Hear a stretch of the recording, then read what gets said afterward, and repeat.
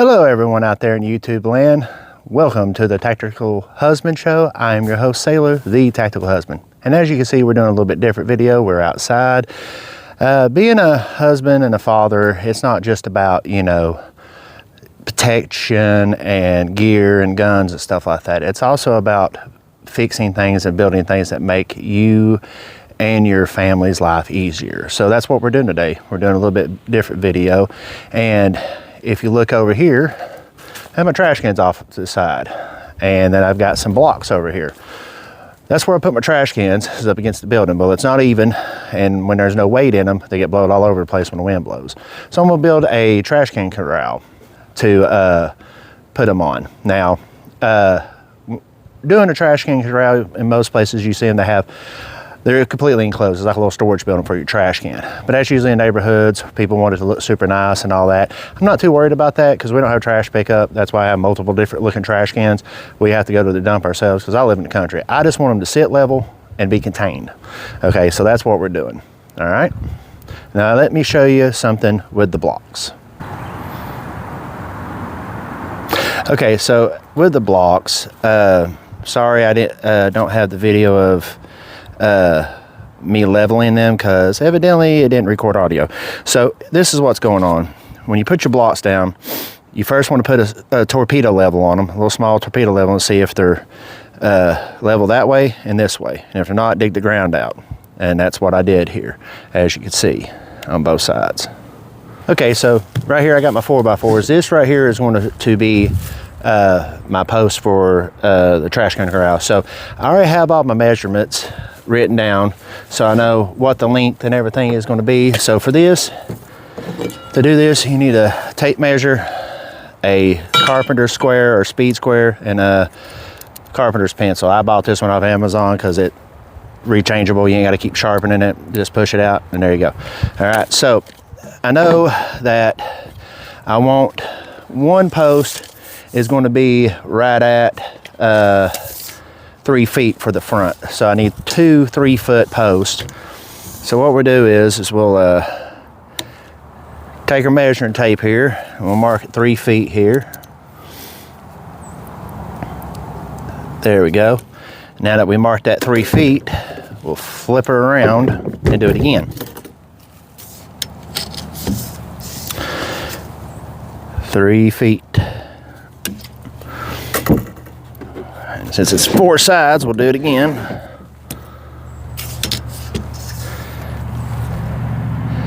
Three feet. And then one more side, number 4. Here we go. And number 4. Okay, so after you go through that process, what you do is you grab your speed square here and you put it up against your line. All right, and then draw a line across it so you know what you're cutting, and then we'll do it again on this side. And when you're done, you should have a mark that goes all the way around the cut.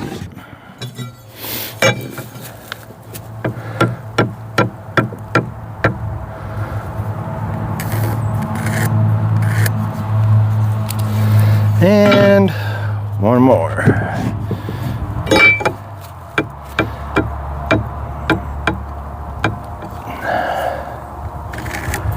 There we go, that looks good.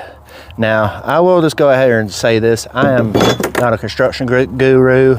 I just learned some stuff from my father. I did work construction with him for a little while, so that's how I learned how to do some of this stuff. So just know that I'm not no construction guru or nothing like that sort, but I do know a little bit. I know how to use a tape. I know how to use a measuring tape, and I know how to build some simple things. All right, so now we got our skill saw out here. And don't come at me for Craftsman. I'm a DIYer.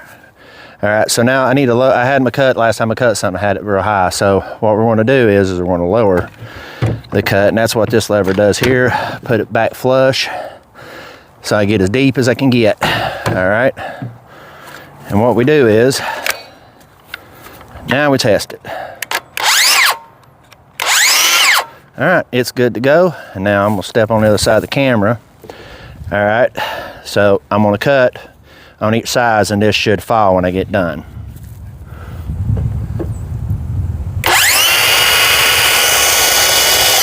Oh yeah, and I always wear safety glasses. Safety third.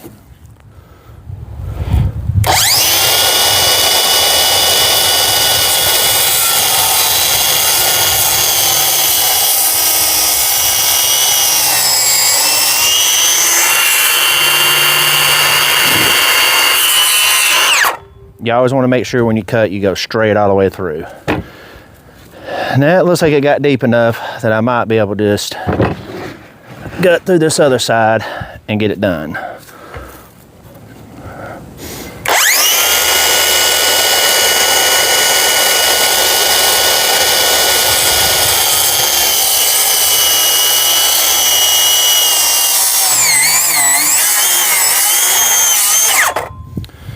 And it's got a good knot in the center, that's why it hung up a little bit. But you see there, not too bad. Had a good strong knot right there. So there's my first post right there. One thing about when you're cutting, where you draw your line, if you want it to be exact, you cut on the side of the line this way, so it's more, whatever piece you're using, you cut on the opposite side of that. So since I use this piece, I'd cut more on this side to be 100% exact, because your blade has a thickness. All right, now if you want it to be, that's called cutting it light, when you cut on this side of your line, so that way it's lighter.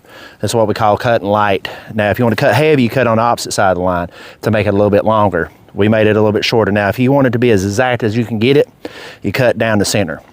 Okay, or you cut on the line. My dad always said, is it light or heavy? And we'd tell him which one it was when I worked with him. All right, so now that's done. Let me get the rest of these cut. So now that I've got the 4x4s cut for the corner post, now I got to cut my length post, the ones that are going to be on the front and the back and on the bottom to hold everything up. I'm using 9 2x4s, and I'm going to cut them for 7 foot. One thing you need to look for, now I want everybody to know this is all pressure treated wood, okay? So that way it can stay outside. It doesn't have to be painted or nothing like that. It'll be fine. But most pressure treated wood can't be left on the ground. It'll cause it to rot. That's why I've got the blocks to set it on, okay? So that's what this is going for. But I'm gonna show you, see these knots right here? If you can, cut them off or cut where you don't need to be around them. Don't try to cut through them. It's harder to cut through a knot, plus it's a bad spot. I got one that looks a little bit bad right here, but it's kind of up here, so it'll get cut off, all right? So let's do this. Come around here.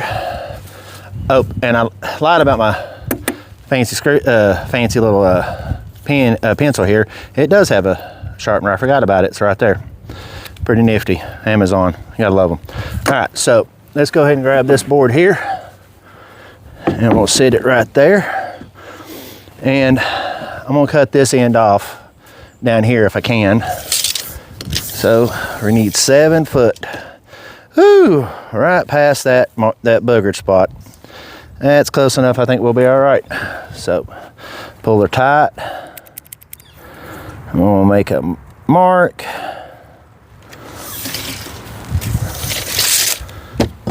Good old speed square. Put that around my light. Sun's back there a little bit. Oop. There we go, good thick line. I'll come over here, match her up.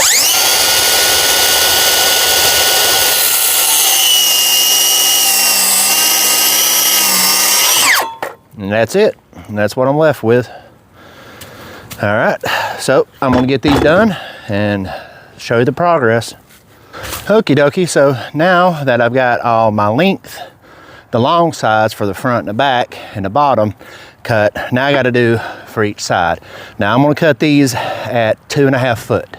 I originally thought about 2 foot, but I wanna give myself an extra room, a little extra room, so if we got a bunch of boxes, we can stick them behind them. So that's what we're gonna do next. Now at 2.5 foot, that means out of an 8 foot 2x4, I can get 3, and all I need is 6 total for the top, middle, and the bottom. So that's what I'm gonna do with this, and we'll go through and show you how we do that. Oh, got a little broken piece. That's not a big deal here. All right, so I'm gonna do it from this side. Take my pencil, and we got 2 foot, so I'm gonna count 6, so it'll be 30 inches. So you go, because 2 foot is 24 inches, so it'll be 24, 25, 26, 27, 28, 29, 30. So 1, 2, 3, 4, 5, 6. That's 30 inches. That's 2.5 foot. So take your trusty speed square or carpenter square, whatever you want to call them. Make a mark. Get over to the edge. And we'll give it a good cut here in just a second.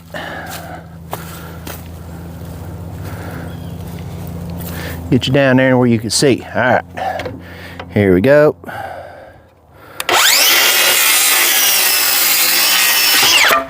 There we go.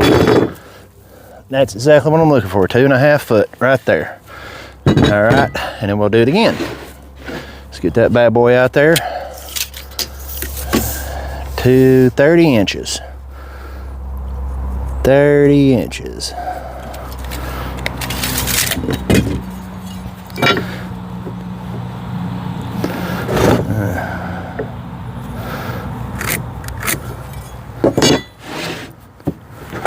Here we go.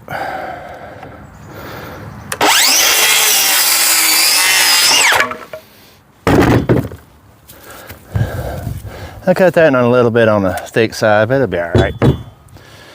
One more. One more for the dough. 30 inches. Speed square up. All right, since it's a little short side there, flip her around.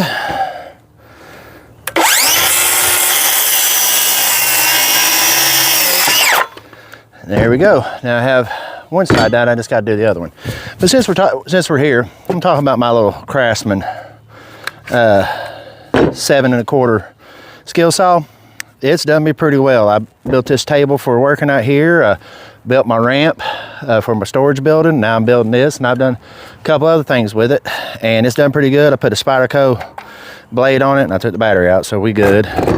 And it's done pretty good for me so far. I don't know how well it do on a construction site, but for, you know, just me, does great. Great for DIY. All right, so let me finish this right here, and we'll get back to it. Okay, now that I got everything cut, I'm gonna start building my frame. I'm gonna start with the lower part and the top part. And you're thinking 7 foot, you ain't got enough room. I know.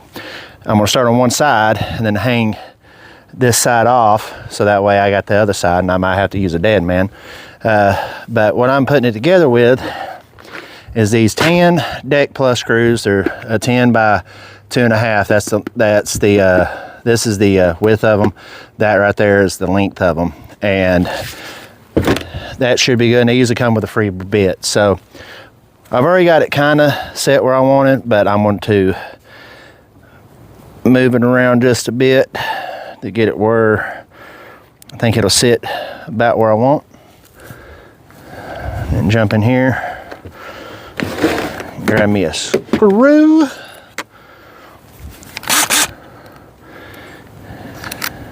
put it in there. Let's go ahead and put it on drill, and then start the process.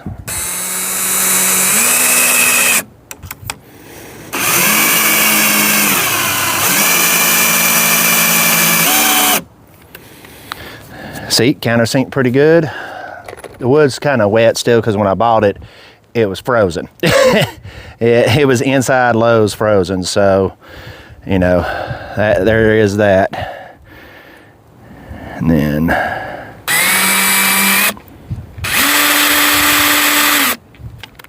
I don't know why I wasn't going the right way to begin with. All right, and when you're using you might be thinking, why ain't you using nails? Well, I don't have a nail gun or a compressor, and I wasn't going to spend the money to buy an electric nail gun, and I'm not going to sit here and hammer when I have this. This don't make no sense. And when you're using a drill, you kind of want to make sure you take your time, don't go too fast. Now, on some woods, you kind of want to, you might want to drill a pilot hole so it won't split the wood. But as juicy as this wood is, I think we'll be all right. So that's how I'm going to do this. Here in a second, come back, you'll see the finished part of the frame.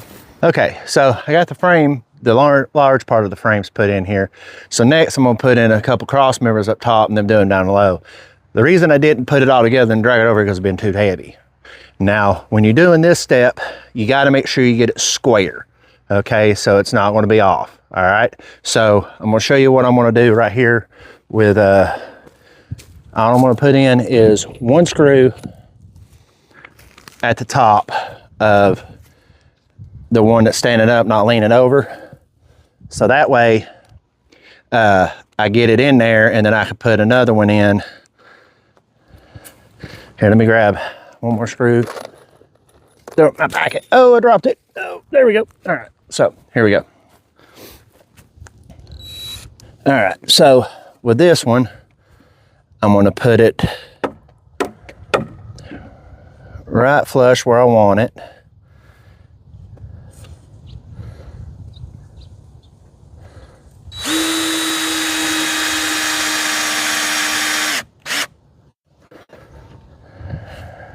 One screw, that's all I was looking for.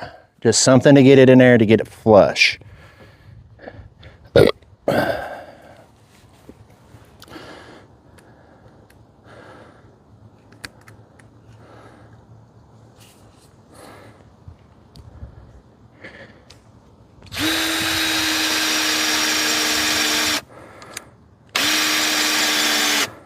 There we go, that looks good.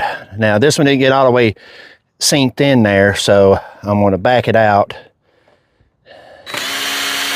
and put some weight on it with my leg here. That way it'll hold in there. There we go. And there's the top part of the frame. Now I'm gonna go over there and do that side and go from there, all right? Okay, folks, so here we go. Here is the frame completely built in its entirety.